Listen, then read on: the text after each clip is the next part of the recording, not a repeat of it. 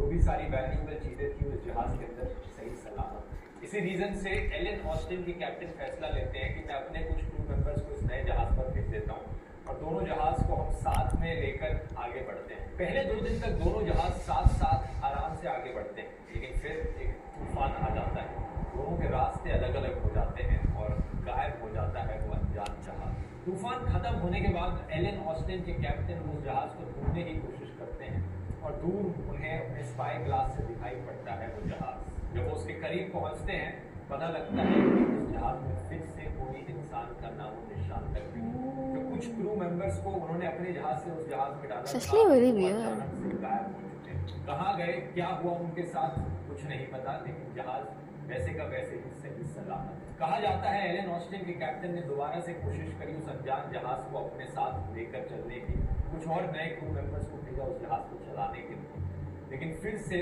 2-3 दिन बाद जब एक नया तूफान आया, सेम कहानी दोबारा से।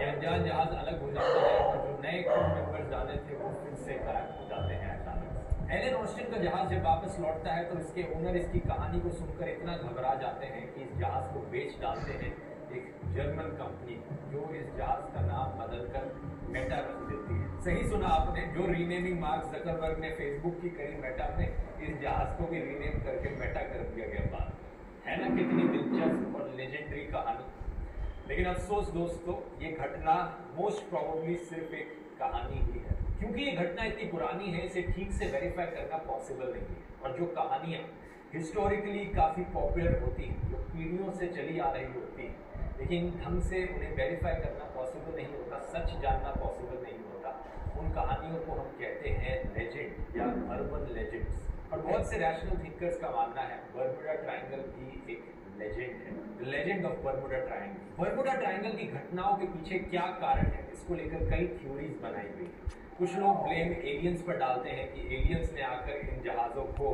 इन विमानों को उड़ा लिया होगा, अपने साथ लेकर चले गए होंगे। कुछ लोग कहते हैं कि इस जगह में समुद्र के नीचे एक बड़ा सा सी मॉन्स्टर होता है जिन्होंने इन चीज़ों को गायब कर दिया होगा।